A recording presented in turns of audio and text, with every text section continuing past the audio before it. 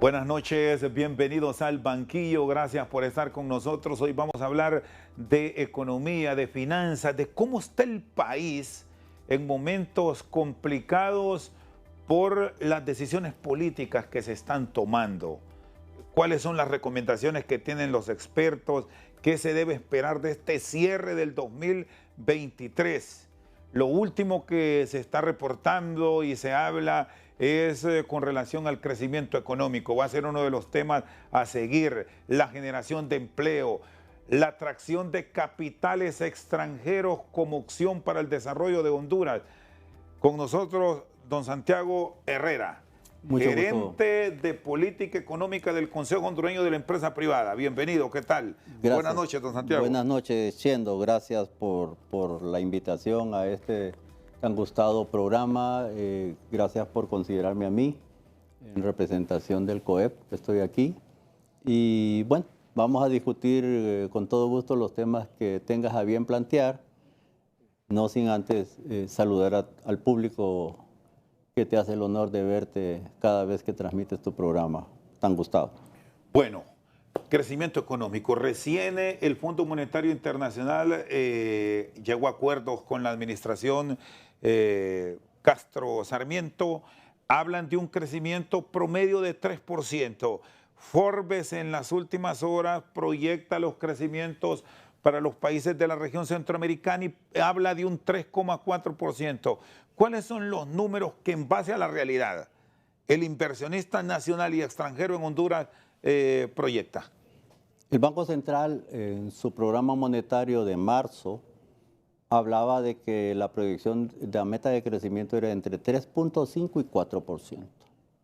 En la revisión del programa monetario que acaba de hacer ahorita en agosto, el Banco Central dice que la proyección se baja de 3 a 3,5 y lo de Forbes estaría dentro de ese rango, 3,5. O sea, la revisión de la meta es hacia la baja. En los documentos que hemos podido leer del Fondo Monetario se habla más o menos del 3%. Nosotros como economistas hemos estado evaluando el comportamiento básicamente del el índice mensual de actividad económica, el IMAE. El IMAE es un índice de referencia que nos dice más, que se mide más oportunamente que el PIB real. Y cuando vemos el comportamiento, a pesar de un leve repunte en el mes de julio de 2,9, lo que vemos es una tendencia a la desaceleración. A la misma fecha, el año anterior teníamos 5,4. A esta fecha de julio, 2,9. Quiere decir que la tendencia es hacia la baja. ¿Qué está pasando? Está pasando que el globo en general se está desacelerando en cuanto al comportamiento económico. Nuestros principales socios, Estados Unidos, con suerte va a crecer al 2,8, al 1,8 y el otro año al 1. Europa va a crecer este año apenas al 0,9 y el otro año al 1. Entonces, ¿de qué estamos hablando? Honduras es una pequeña economía abierta y por lo tanto expuesta a los choques externos. Esa es una parte. El comportamiento del mundo, nuestros principales mercados, están ralentizando y entre otras, está ralentizando, por ejemplo, las compras. Por ejemplo, la maquila. Estados Unidos en este año ha reducido sus compras a nivel global de prendas de vestir en 29,6% y de Honduras el 26,3%. Es decir, que cuando vemos el problema que se está generando en generación de empleo de la industria de la maquila, este es el reflejo claro. Eso es en parte. Ha existido una caída de empleos sin precedentes para el sector del Valle de Sula. La maquila ha perdido aproximadamente 32.700 puestos, porque hasta julio tenían más o menos 30,000 en un año y 20,000 en este año. Y el 31 de agosto, si usted recuerda, se cerró una planta de Gildan por 2.700 puestos más. 2.700 familias en la zona de Choloma que pierde ya en el registro del Seguro Social, para darte una idea, el registro muestra que hay un 17% de reducción del empleo formal, el que está registrado en el Seguro Social. 14% en Villanueva, 14% en Progreso. Toda la zona de esa del Valle del Sula está resintiendo fuertemente el cierre de puestos de trabajo por un lado, pero además eso no se queda ahí nomás, Chendo. El asunto es que la maquila en su contorno alrededor tiene aproximadamente unas 41,000 MIPYMES que están ligadas directa o indirectamente a la maquila. Y hablemos ahí del que vende ropa, del que vende baleadas, del que mueve en un bus a la gente al punto de trabajo. Estamos hablando hasta del que presta dinero a agiotistas. Toda esa gente se ve afectada por la pérdida de los puestos de trabajo. O sea que no solo es el empleo directo de la maquila, sino el empleo indirecto que está a través de toda la cadena de suministro que genera problemas.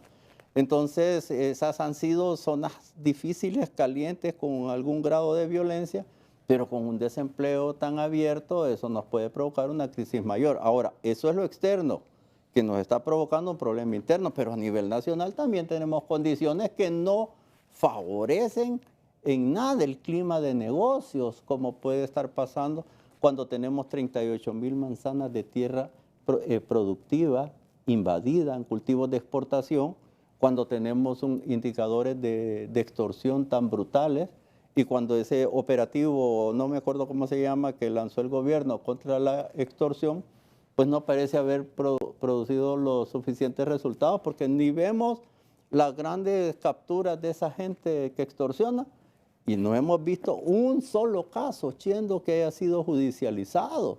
Por lo tanto, uno todavía no ve el éxito de este programa. Por el otro lado, acuérdate que este año hemos tenido grandes apagones.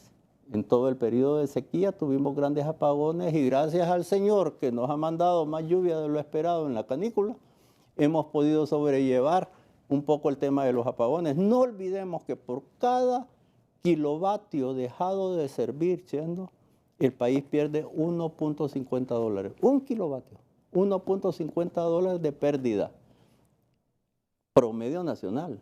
Pero ponerle que ese kilovatio sea en gracias a Dios, tal vez solo perdemos un dólar. Pero si lo perdemos en Valle de Sula, tal vez ese kilovatio cueste es un impacto mucho 5 mayor. dólares. Ahora, ¿qué variables deberá tener claro el gobierno? Tendrán que ser observadas como prioridad para que esta desaceleración que enfrentan las grandes economías del mundo no nos vayan a asfixiar aún más el panorama económico que estamos ahora mismo registrando? Don Mateo Yebrín, presidente del COEP, la junta directiva del COEP y en general el sector privado, ha sido bien claro y contundente a la hora de decirle a los diferentes actores sociales, particularmente al gobierno, la necesidad de dialogar. Hasta los trabajadores plantearon una mesa anticrisis. No hace mucho, ¿verdad? Creo que Daniel Durón lo mencionó y otros actores. Nosotros dijimos diálogo, pacto por el empleo, pero el pacto por el empleo significa un pacto por un buen clima de negocios que favorezca la inversión, porque si no hay inversión, Chendo, no va a haber empleo.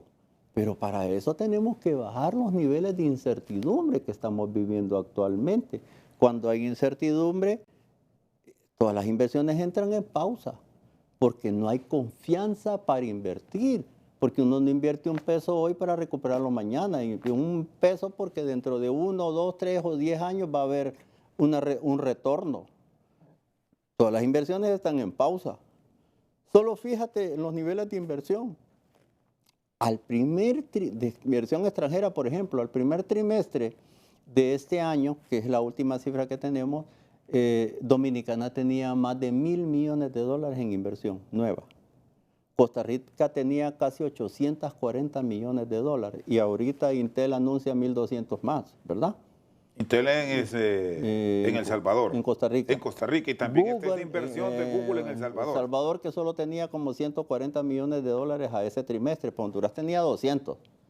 Pero y El Salvador seguramente con esta inversión va a levantar de área tecnológica nos deja atrás. Además, que va a dar un salto tecnológico en general en el país, porque lo va a poner en una nueva era, que es la era de la tecnología y de la información. Mientras tanto, nosotros nos seguimos quedando atrás. Con 200, me dicen. Con 203 millones de dólares. Creo que por aquí tengo el cuadro y Forbes recientemente, Chendo, nos decía que el indicador de atracción de inversiones que tenemos de país es 41%, más que reprobado, ¿verdad? Un número positivo y manejable. Ahí están las inversiones. Mira, ¿De cuánto es? Honduras en 2017 llegó a tener 1.200 millones de dólares, pero hoy con suerte vamos a llegar a 700. Bueno, y aquí estoy, luego lo vamos a compartir ya con nuestros televidentes, recuadro de inversión extranjera directa. Al primer trimestre nada más. Este es enero a marzo. Marzo 2023. Dominicana, Costa Rica, Guatemala, El Salvador. Bueno, incluso nos llama poderosamente la atención, ya lo vamos a compartir, producción, lo de Nicaragua, porque Nicaragua no ha sido un país así como atractivo, la panacea para llegar con capitales frescos por las mismas políticas de su gobierno, pero nos superan. Y El Salvador, que se había rezagado, está repuntando. Con el último informe de inversión nos supera. No supera. ¿Y qué planteamientos como sector privado van a llevar previo a la discusión del presupuesto de la República? Que ahí está un elemento clave, un factor que va a ser fundamental para recuperarnos en el 2024. ¿Les convence ese incremento vegetativo del presupuesto en donde nos hablan de prioridades, que sobre prioridades ya estamos aburridos de escuchando que vamos a fortalecer educación, que vamos a mejorar la salud, que la infraestructura va a tener un desarrollo sin precedentes? Ojo, no de ahora. Hace décadas venimos escuchando esto, que ahí se va a fincar la mejora del presupuesto de la República, pero eso sigue sin llegar. A través de los años hemos discutido este tema, como bien lo manifiestas. Uno de los personajes con los que más compartíamos criterios sobre esta materia es el doctor Hugo Noé Pino, vicepresidente del Congreso, que cuando estaba en organizaciones como el ICEFI, planteaba muchas cosas con relación al presupuesto como un instrumento de desarrollo y la necesidad de llevar un proceso presupuestario discutido, consensuado, socializado con la gente. Sin embargo, en el último año, en el 2022, el presupuesto que le dejó el gobierno anterior al actual gobierno era como de 308 mil millones. Si recuerden, en abril pasaron por el Congreso una reformulación del presupuesto después de haber manifestado la señora ministra de Finanzas que estábamos en una crisis fiscal, y en vez de reducir el presupuesto y el gasto, lo que hizo es aumentarlo a 362 mil. Para este año 2022-23, el presupuesto se reformuló a 392 mil millones y ahora se anuncia que para el próximo año probablemente vamos a llegar a los 414 mil. ¿Qué nos pasa en cuanto a eso? Primero, si el PIB de este año llega a alcanzar los 827 mil, ¿verdad? Y comparamos 414 con 827 mil, el presupuesto es la mitad del PIB. O sea, Chendo, por cada 10 pesos que produce Honduras, 5 se los gasta el gobierno. ¿Ok? Esa es la cantidad. Segundo, siguen incrementando los ingresos tributarios, pero también siguen incrementando la deuda, porque no se puede pagar totalmente. ¿Ok? Y lamentablemente el año pasado se hizo uso de las reservas monetarias para pagar.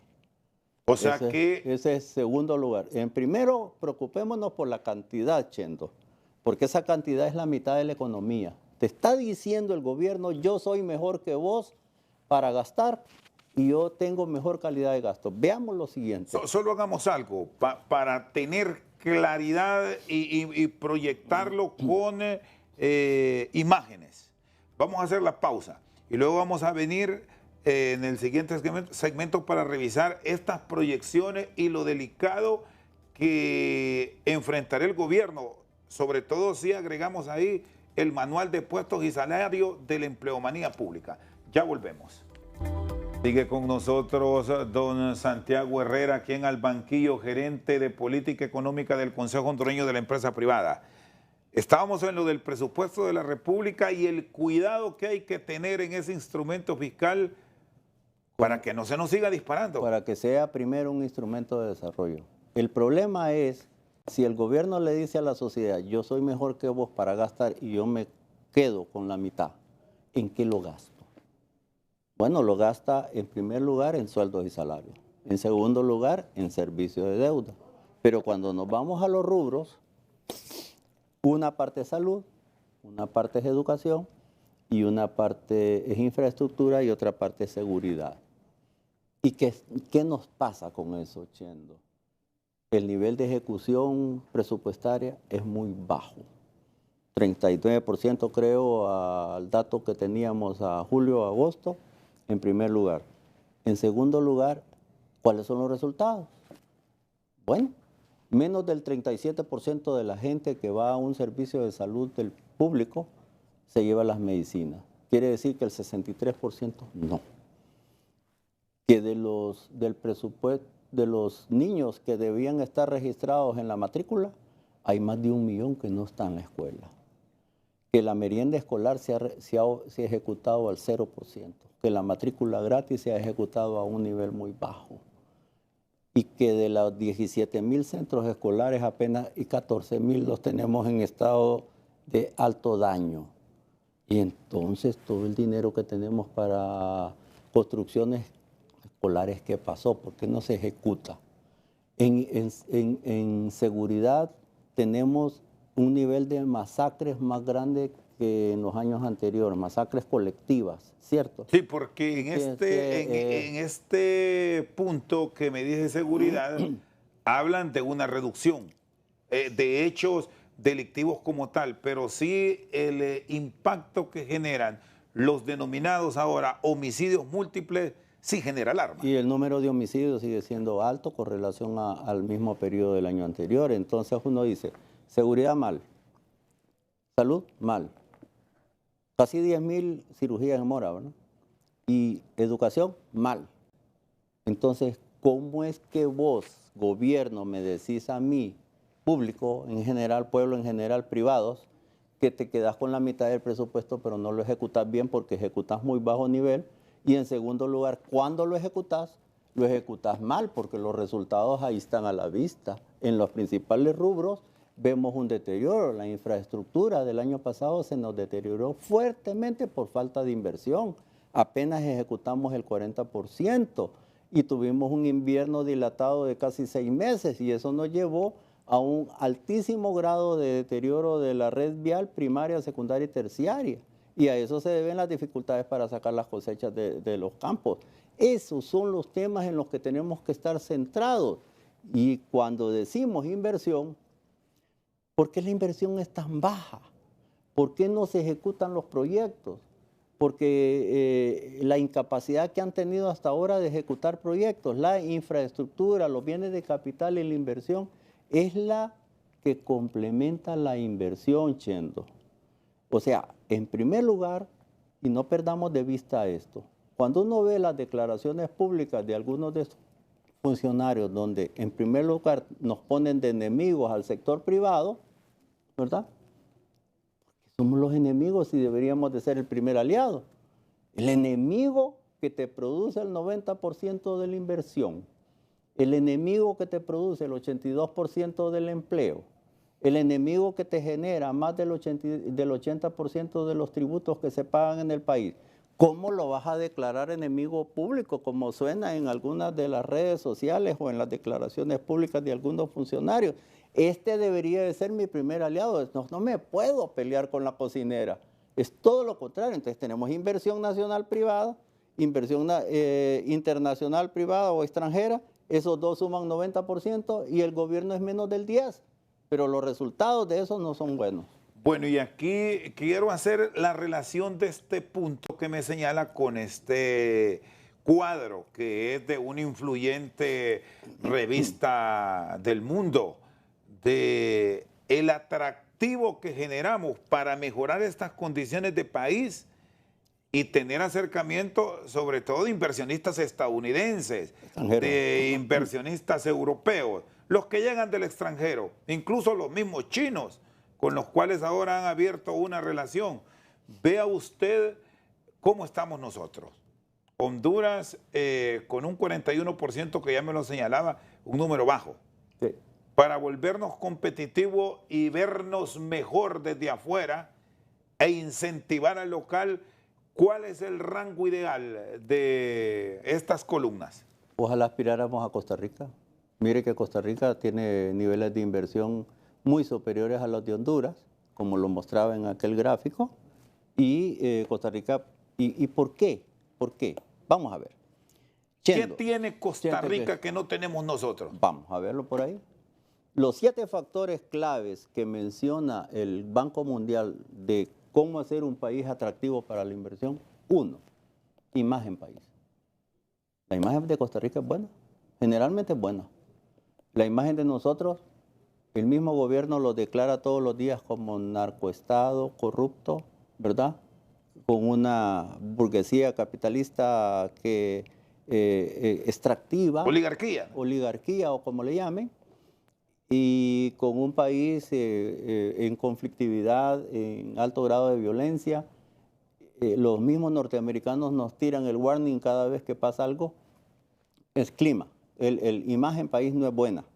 Ni siquiera por lo que se dice internacionalmente, incluso en los discursos de la señora presidenta se repite reiteradamente que somos un país complicado.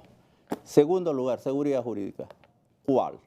Derogamos leyes como la ley de empleo por hora, reformulamos la ley general de industria eléctrica que paralizó la inversión en industria eléctrica, anunciamos la derogación de 16 regímenes y paralizamos más de 880 millones de dólares de inversión que tenía, por ejemplo, el sector maquilador, o 38.000 manzanas invadidas con irrespeto a la propiedad privada. Es inseguridad jurídica.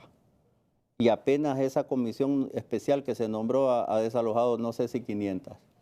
Tercero, seguridad ciudadana. ¿Es buena, Chendo? No es buena, pues si tenemos extorsión, delincuentes y masacres, no es buena. En cuarto lugar tenemos infraestructura deteriorada, ¿cierto? En quinto lugar, energía. Tenemos energía, tenemos más de 200 megas de déficit de generación de energía en el país y la ENE, complicadísima la ENE, debe más de 102.000 millones, le debe 18.000 millones a los generadores y está perdiendo casi el 35% de lo que venden energía por robo, hurto u otras cosas. El sexto factor, la mano de obra, el INFOP deteriorado. La pertinencia de su formación es de muy bajo nivel, no se ajusta a las necesidades del sector productivo. Y por último, los incentivos, que son iguales en todo el mundo, pero aquí los vamos a derogar según las intenciones manifiestas en una tal ley de justicia tributaria que fue llevada al Congreso. Entonces, Chendo, cuando revisas los 7 factores que nos hacen mejor o peor que otro país para hacer un buen destino de inversión, parece que no están bien. Y si nos comparamos con Costa Rica, creo que nos ganan casi todos, ¿verdad? Así que es muy difícil decir que somos atractivos y que vamos a traer esa inversión extranjera directa que necesitamos tanto para complementar la inversión nacional. Ahora, hay muchos de estos elementos que bien se podrían mejorar la ejecución o el nivel de aceptación se observaría quizás mejor por el nacional y en el extranjero en caso de presentarse cambios. ¿Qué tan efectivos serían, don Santiago, movimientos dentro del gabinete si vemos elementos como los que usted me ha señalado? Que no hay buena ejecución, quizás hay fallas dentro de los tomadores de decisiones. Y aquí yo recuerdo, y la famosa evaluación al final fue más papel que otra cosa, porque no, es que nadie no se quitó a nadie. Fue secretosa, porque solo quedó entre... ¿Y qué pudo ocurrir entonces? No sé, pero no nos podemos limitar a las personas. Las personas son importantes. Un buen ministro o un buen director puede ser muy importante. Sin embargo, es el respeto a la institucionalidad, Chendo. Eso te da seguridad. Hemos respetado, estamos confiados, si le preguntamos al hondureño, ¿está confiado en que la Corte cumple con su rol de impartir justicia? La respuesta yo le garantizaría que sería muy baja. Estamos comprometidos con que el Congreso está haciendo bien la tarea en este momento, en su tarea como legislador. Solo te voy a poner 2 ejemplos, Chendo. se derogó la ley de empleo por hora, se acordó evaluar una nueva propuesta, el Partido Liberal hizo una propuesta de empleo parcial modificando un solo artículo del Código de Trabajo. La OIT dijo que eso no era violatorio del convenio 122, por lo tanto Honduras lo podía hacer. Y la Corte Suprema hizo un dictamen favorable, pero en la agenda el presidente, ante la propuesta de 84 diputados, se negó a agendar esa reforma. Nos quedamos sin empleo por hora, a pesar de que en un país tan complicado la OIT dice, hágalo, porque usted tiene que generar oportunidades para esos jóvenes, si no, ahí veamos los niveles de migración que tenemos. Ese es un tema. Segundo, cuando la Corte deroga la ley marco de protección social, por ejemplo, los tres sectores, el gobierno, los trabajadores y el sector empleador, salieron corriendo al Consejo Económico Social, consensuaron una ley del Seguro Social, la mandaron al Congreso, engavetada. Entonces, el Congreso, la verdad que no tiene una agenda pro empleo, ¿verdad? Tiene otras agendas, un enredo de agendas. ¿Qué otras agendas? No sé, pues parecen más una agenda política que otra cosa y llevamos un mes, desde el 2 de agosto, discutiendo el tema del fiscal y por lo tanto todas las demás leyes paralizadas. Entonces, no hay confianza en el legislativo, no hay confianza en la Corte. Hoy no sabemos si la fiscalía es o no es porque todo el mundo está revuelto y la seguridad no nos da confianza a nadie. Entonces, hay una, digamos, desconfianza en la institucionalidad y la institucionalidad no se arregla de un día para otro. Tiene que ser un ejercicio sistemático de ir generando confianza, poniendo a las personas correctas, tienes razón, pero por el otro lado tener claro un plan de trabajo, una agenda estratégica, el diálogo con los diferentes actores para ir consensuando las cosas que podemos ir poniendo en práctica para hacer mejor el clima. Necesitamos mejorar el clima, siendo en el índice de competitividad 2019, que fue el último, nos colocaba en posición 101 de 140, donde 1 es el mejor. El índice de doing business, de hacer facilidad de hacer negocios, nos colocaba en posición 133 de 190. El índice de corrupción nos coloca en posición 157 de 188. El índice de libertad económica nos plantea en una posición 94 de no me acuerdo cuántos. Entonces, y el índice del Estado de Derecho nos plantea como uno de los peores estados del mundo en cuanto al respeto de las leyes. Entonces, esas condiciones, cuando un inversionista está allá en el exterior midiendo a dónde voy, ¿me voy a Costa Rica o me voy a Honduras? Hace algunos meses vino una señora Zuluaga, que es como la asistente técnica de la vicepresidenta de los Estados Unidos, la señora Kamala Harris, y ella habló del nearshoring. No sé si tú has oído hablar del nearshoring. Es la estrategia del gobierno de los Estados Unidos para que todas las empresas que están en la cadena de suministro de las grandes corporaciones norteamericanas vengan a estos mercados, se muevan de China para acá y estén más cerca. Y eso en particular para el Triángulo Norte. ¿Y qué ha pasado? Ni siquiera el 10% del total de inversión que estamos viendo el nearshoring está viniendo a Honduras. Están quedando en México, en Guatemala. Solo República Dominicana está montando 5 grandes parques industriales en Dominicana más. Y ya viste cómo está la inversión en Dominicana. Solo Guatemala está planteando 2 grandes parques, uno en el Atlántico y uno en el Pacífico. Y aquí estamos cerrando parques porque las empresas, las plantas se están cerrando. No las empresas, las plantas se están cerrando. Y eso significa pérdida de empleo porque no hay confianza. Entonces necesitamos hacer un ejercicio sistemático, sostenido entre los diferentes actores, gobierno, empresa privada, empleadores y sociedad civil, y ojalá ustedes como prensa y la academia. Señores, la problemática de este país es tan grande que ningún actor por sí mismo va a resolver los problemas. Tenemos que hacerlo todos, y por eso hay que sentarse en una mesa de manera franca, de manera transparente y de manera responsable y ojalá oportuna para discutir los temas, plantear soluciones y ponerlas en práctica. Santiago Herrera, gerente de política económica del Consejo Hondureño de la Empresa Privada. Pausa, ya regresamos. Seguimos al banquillo, está con nosotros don Santiago Herrera, gerente de política económica del Consejo Hondureño de la Empresa Privada.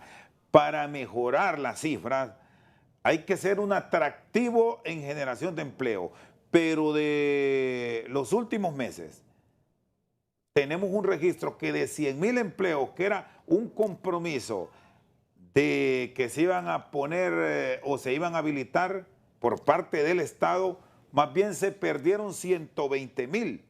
Es decir, estamos mal en esas aproximaciones. ¿Qué se deberá hacer? Es un grave problema. Fíjate, Chendo, que cada año están ingresando al mercado de trabajo aproximadamente 150,000 jóvenes en edad de trabajar. De todo el país, de su población total, que somos 9.7 millones, 4 son la fuerza de trabajo.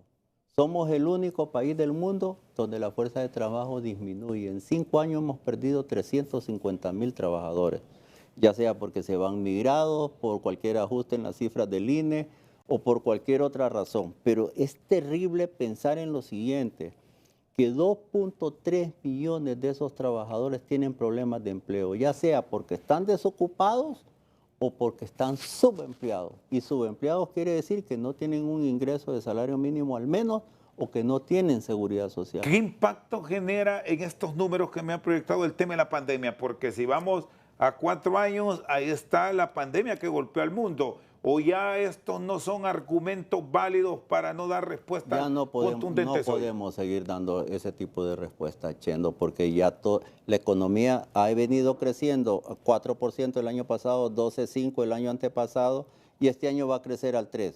Pero no genera suficientes oportunidades. Tenemos que crecer de manera sostenida arriba del 4%, de manera sostenida. No es que un año 4, el siguiente 3%, el siguiente 3.2, el siguiente 3.5, eso es natural, aunque no hagamos nada, eso vamos a crecer. Tenemos que hacer algo más para sostener el crecimiento.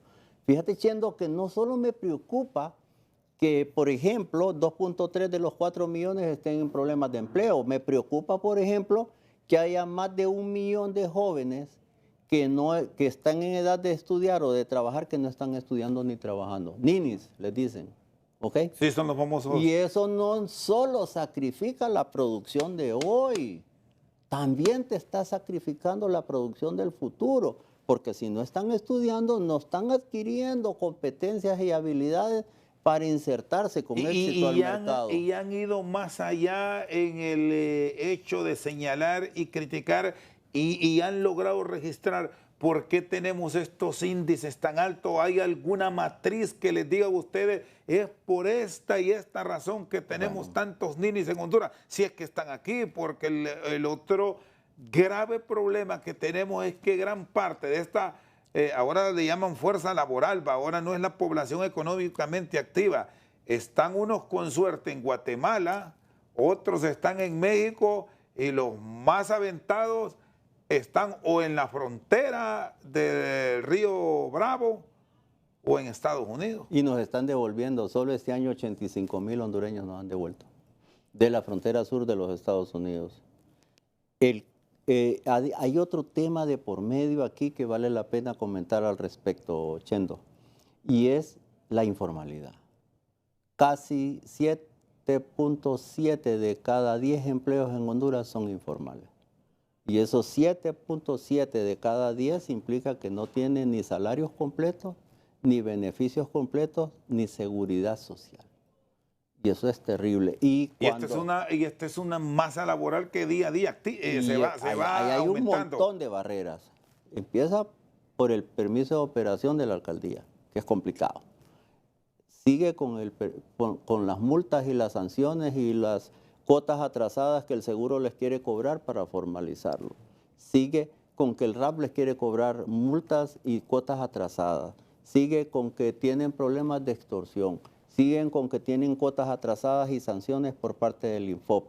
Siguen con que los sistemas tributarios actuales, sin la existencia de una especie de monotributo, no genera condiciones para que el MIPYME que se quiera formalizar se formalice. Y entonces se queda en la informalidad porque es más cómodo, porque es más barato, pero a su vez el empleo en esa condición es precario, como lo titula la OIT. Ese no es un empleo decente o digno. Y por lo tanto, un empleo sin protección social, por ejemplo, no es suficiente para generar bienestar en la familia hondureña. Y aquí este es un agregado fundamental. Escuchaba unas cifras que daba Daniel Durón, que ha estado ligado al tema del seguro social y al régimen de aportaciones privadas, que el daño que se está generando por todas estas políticas empleadas, no de ahora, de hace tiempo atrás, pero el impacto provocado por haber derogado leyes a matacaballo nos está llevando a una situación, al seguro social, a la salud del empleado privado sin precedentes. Las pérdidas pueden llevar a quebrar la institución. De 1.8 millones de empleados ocupados asalariados, apenas 840,000 están afiliados al Seguro Social.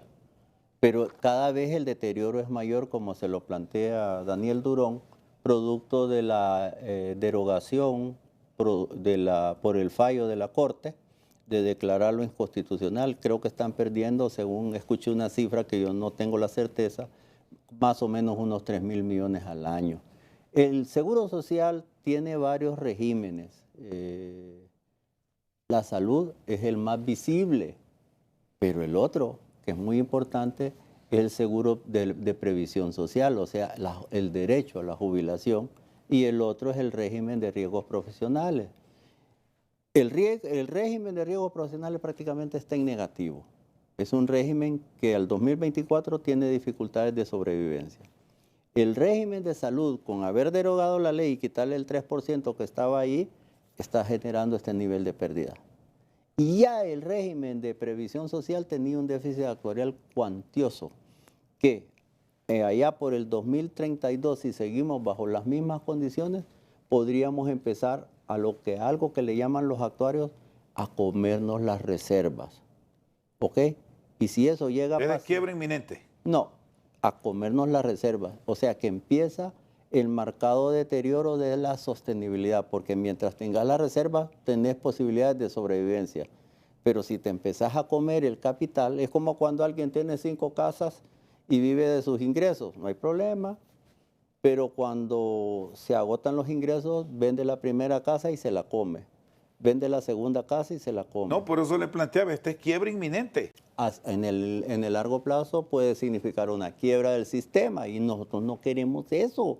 Por eso queremos, la misma OIT plantea que el Seguro Social, la afiliación debe de crecer a una tasa sostenida arriba del 3% para que mejoren las condiciones actuariales Y del seguro. estos planteamientos los han llevado a el Gabinete Económico, a la Secretaría de Trabajo. No, ¿Los conoce o no hay diálogo de ustedes? Yo, hasta donde yo sé, la OIT los presentó a consideración de la Junta Directiva del Seguro Social y conforme a la ley del Consejo Económico y Social, donde esté el gobierno y están los trabajadores y están los empleadores, deberían esos temas estar siendo llevados al CES, porque es en ese seno donde se discuten técnicamente los temas, se plantean las soluciones al tema y se llevan a las instancias del Ejecutivo o a las instancias del Poder Legislativo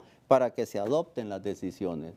Pero es un tema grueso que tenemos que estar discutiendo. Por eso decimos que no hay una agenda pro empleo en el Congreso, porque si hubiera, ya hubieran aprobado la ley del Seguro Social, y esa es una de las medidas que hay que tomar para poder volver sostenible el Seguro Social, mejorar su gobernanza, mejorar su gestión interna de los recursos, aumentar la afiliación, aumentar las cotizaciones, que el gobierno le pague lo que no le paga y que cuando le paguen no le paguen bonos, que le paguen dinero para que el Seguro Social sea sostenible.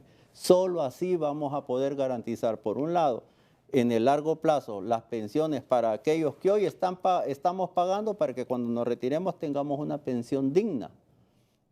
Pero además, en la prestación de los servicios de cada día, como los de salud, que cuando vayamos nos atiendan y que cuando nos atiendan, si hay una cirugía, se haga y que cuando nos receten medicamentos los tengan. Son cosas que hay que resolver hoy. Esas cosas son inmediatas. No pueden esperar más. Por eso hemos venido y seguiremos llamando la atención de los diferentes actores sociales a la necesidad del diálogo, al diálogo franco, responsable, para hablar de las soluciones y tomar decisiones para poder salir del agujero. Es un bache muy grande, Chendo.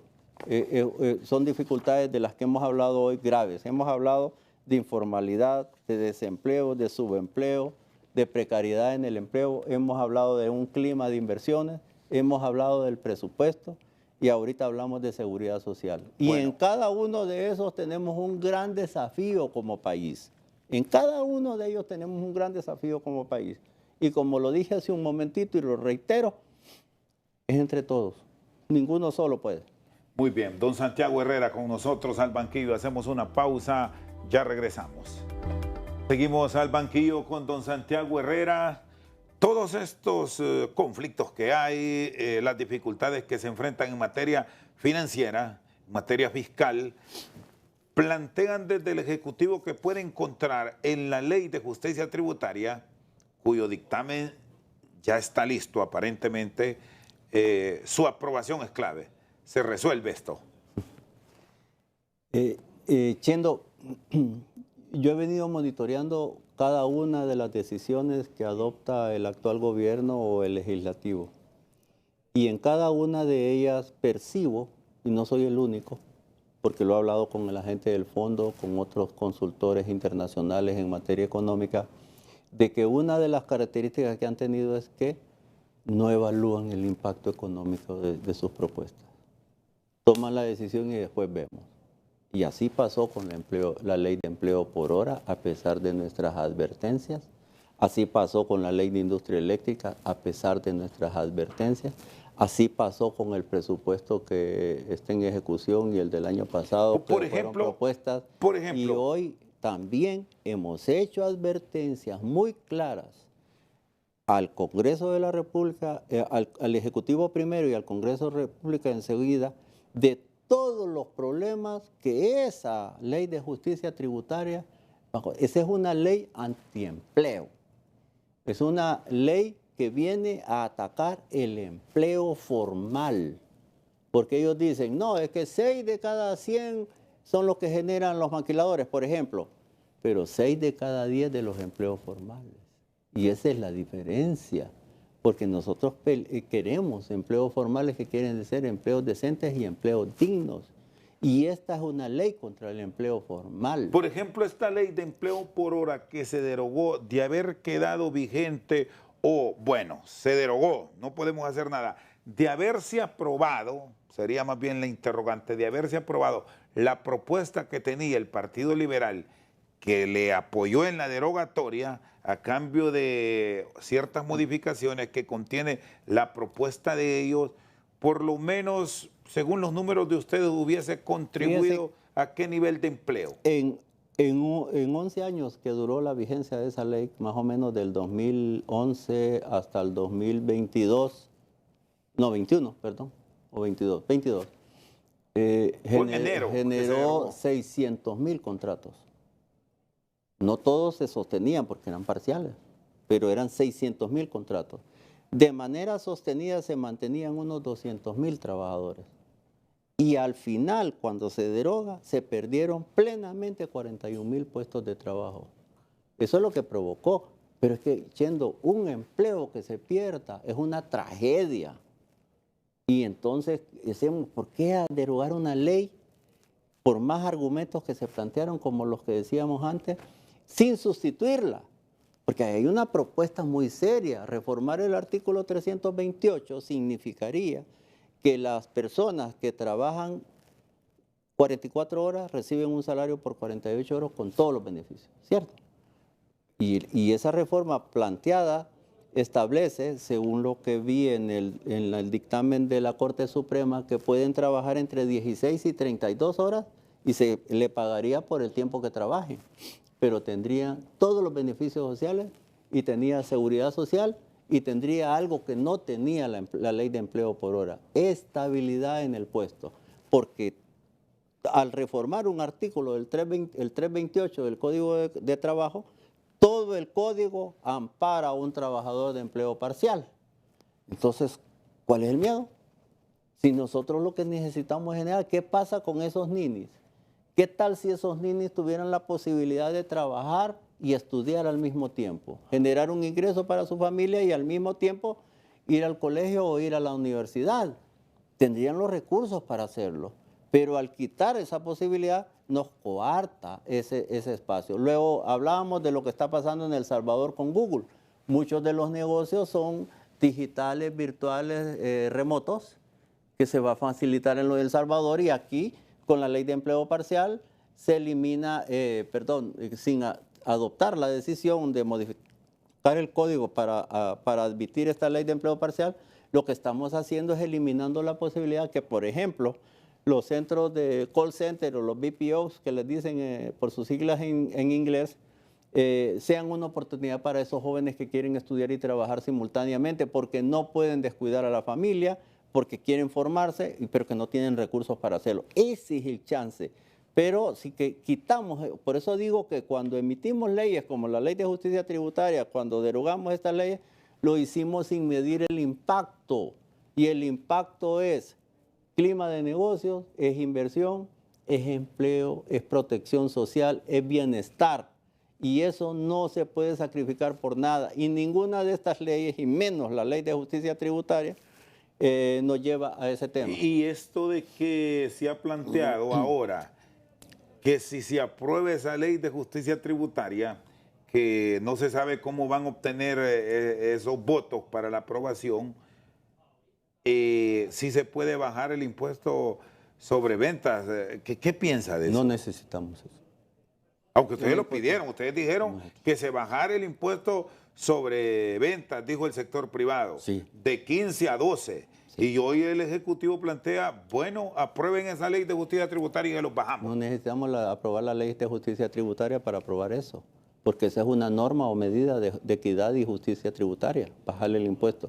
Cuando en el gobierno de presidente Lobo, el Congreso, 2013, aprobó aquel paquetazo tributario que el sector privado, no como dicen aquí que los apoyamos y que los respaldamos. Que se entregaron. No, el 13 de enero el COEP presentó un comunicado público diciendo por qué estaba en contra, y fueron casi 10 puntos de por qué estaba en contra del paquetazo. Pero a quien más afectaba era la inflación, y la inflación es el impuesto más grosero para la gente, y a las personas naturales y jurídicas los afectaba por igual. Pero 3%. En aquel tiempo el gobierno dijo, bueno, vamos a meter 3 puntos. Hoy esos 3 puntos valen 10,000 millones de pesos. Esos 3 puntos fueron a dar a un fideicomiso que era para bonos de vida mejor, era para financiamiento al agro, financiamiento a MIPYME, para la beca 2020 y para vivienda social. Hoy esos mismos 3 puntos siguen entrando al presupuesto de la República, pero no se sabe para qué. Hay opacidad porque no sabemos en qué se están utilizando en primer lugar. En segundo lugar, si mal ejecutan y cuando ejecutan bajo y cuando ejecutan mal, ¿para qué quieren más dinero? 10,000 millones en manos de la gente genera consumo. El consumo genera más impuestos. Pero quien decide en qué gastar es el hombre, el hondureño, el que recibiría ese beneficio, y no el gobierno que malgasta. Preferimos eso. Y sabemos que en el término de 1 o 2 años, el gobierno está reabsorbiendo los 10,000 millones sin dificultad, porque las tasas de crecimiento del impuesto sobre venta, que anda por el orden de 45%, ahí tengo el dato, mientras eso, las tasas de impuestos sobre la renta y demás tributos están creciendo a tasas de 136%. Entonces, rápidamente se absorben los 10,000 millones, pero generamos un beneficio inmediato porque la gente lo necesita hoy. No necesita la gente estar esperando. Para la gente lo de la ley de justicia tributaria no le va a implicar un daño a menos que pierda el empleo, y eso lo tiene garantizado. Y en segundo lugar, no necesita medidas para aprobárselas para que las aplique el próximo gobierno, como dijo un funcionario por ahí. Las necesita el pueblo hoy, porque hoy es donde ha perdido el empleo, hoy es donde está en crisis, hoy tiene dificultades para comprar la canasta básica, que mientras la inflación ha ido cediendo al 5%, ahora la inflación en alimentos sigue siendo del 8% y eso es lo que más le pega al pobre. Don Santiago, le agradezco, muy amable. Cheque. Perfecto. Don Santiago Herrera con nosotros esta noche al banquillo. Actualmente es el gerente de política económica del Consejo Hondureño de la Empresa Privada. Por su sintonía esta noche al banquillo, muchas gracias.